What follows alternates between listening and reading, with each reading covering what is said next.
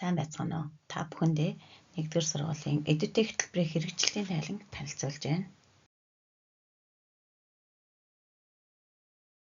Эдүтийн хөтөлбөр манай сургуулийн хувьд бол 1-ээс 5 дугаар ангийн 1260 сурагч хамрагдаж байгаа ба үүнээс 1-р ангид 260 сурагч, 2-р ангид 265 сурагч, 3-р ангид 250 сурагч, 4-р ангид 236 сурагч, 5-р ангид 245 сурагч хамрагдаж математик сэтгэлгээгээ хөгжүүлж байна.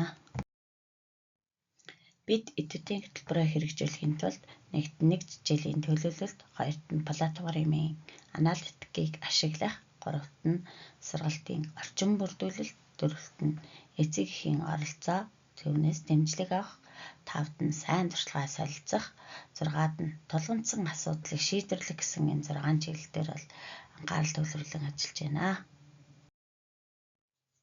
Сургуулийн статистик тоон үзүүлэлтээр нийт 1244 сурагч буюу 98.7% нь идэвхтэй суралцж 7 хоногт дунджаар 48 минутыг зарцуулсан байна.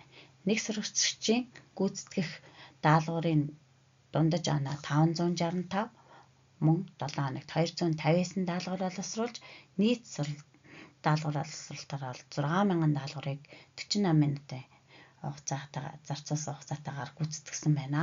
Ингээд бүх сурагчдын маань 82% нь хүрэл цом, 66% нь мөнгөн цом, 60% нь алтан цом, 54% нь алмазан цомыг авсан байна.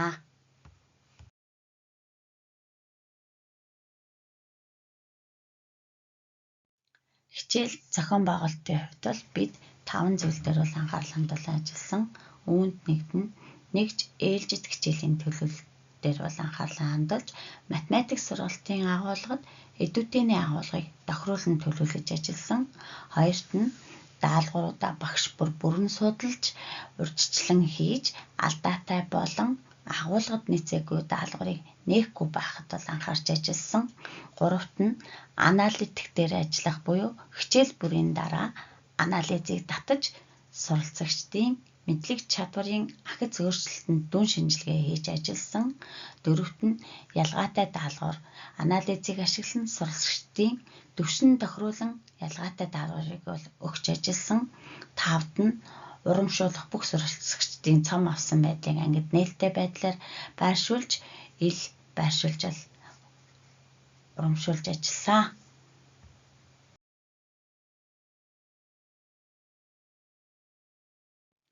Зөвлөн туслах үйл ажиллагааны өрөөндөө сургуулийн админ буюу сургалтын менежер маань эдүтийн платформын хэрэгжилтийн явц, ахиц, амжилт, сайн туршлага, асуудал бэрхшээлийн талаар 2 удаа мэдээлэл өгч санал солилцлоо. Мөн багш нарын хичээлд сууж, хичээл төлөвлөлт, зохион байгуулалт, платформын хяналтын самбар, аналитикийг ашиглах, сурагчдын ялгаатай байдалд дэмжлэг үзүүлж, ажилласан байдал зэрэгт зөвлөгөө өгч ажилласан. Сургалтын орчин бүрдүүлэхэд бид 4 чиглэлээр анхаарлаа хандуулж ажилласан. Үүнд нэгт нь таблет компьютерийн хүртээмж буюу үүнийг шийдвэрлэхдээ нөхөн хангалтын зардлаар 53 ширхэг таблетыг худалдан авч ашиглаж байна. Хоёрт нь интернетийн асуудлыг бол боловсрол шинжлэх ухааны яамнаас хэрэгжүүлж, боловсролын сургалтын байгууллагад утасгүй дотоод сүлжээ байгуулах төслийн хүрээнд интернетийн асуудлаа шийдвэрлсэн. Анги танхимын хүрэлцээний хуваарийн дагуу бага сургуулийн урлагийн зааланд бол хуваар гарган хичээлж байна. Таблет цэнэглэгчийн хувьд бол бүх таблетуудаа зэрэг цэнэглэх боломжтой таблет цэнэглэгчийг эрх хөлөөлөлд авахар зорж ажиллаж байна.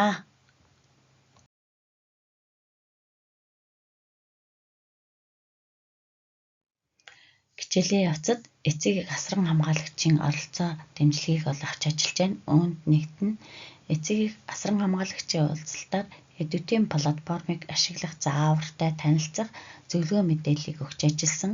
Хоёрт нь эдүтийн платформын гэрийн даалгаврыг хийх орчин нөхцөлийг бүрдүүлж ажиллахыг зөвлөсөн. Гуравт нь чатбот ашиглан даалгаврын талаар багшаас дэмжлэг тусалцаа авах боломжийг бүрдүүлж ажилласан. Дөрөвт нь эцэг асран хамгаалагчдын Gmail хаягаар суралцагчдын явцын мэдээллийг хүргэж ажиллаж байна.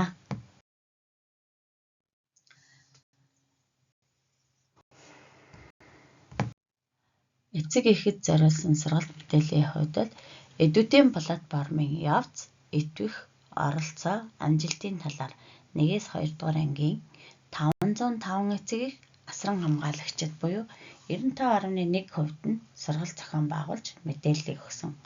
Мөн мэйл хаягаар 975 эцэг эх асран хамгаалагчдад Эдүдийн платформын эхний хагас жилийн мэдээллийг хүргэлээ. Ингэснээр эцэг эхчүүдийн хүүхдтэд туслах, дэмжих хандлага бол нэмэгдэж, хамтын ажиллагаа сайжрахаас гадна хичээлийн хоцрогдол буурахад бол дэмжлэг үзүүлж байна.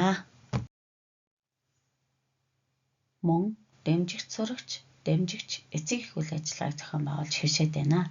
Эдүдийн платформд анхлан суралцж байгаа 1-2 дугаар ангийн суралцагчид таблетаас хааж платформд нэвтрэхэд ангийн эцэг эх асран хамгаалагчдын дэмжлэгийг авч байна. Ингэснээр сурагчид платформд богино хугацаанд нэвтэрч хичээлийн цагт багтаж даалгавраа гүйцэтгэх боломжийг нэмэгдүүлдэг. Мөн даалгавраа богино хугацаанд амжилттай гүйцэтгсэн сургалтчид бусдадаа туслах зөвлөх үйл ажиллагааг зохион байгуулж хэвшлээ.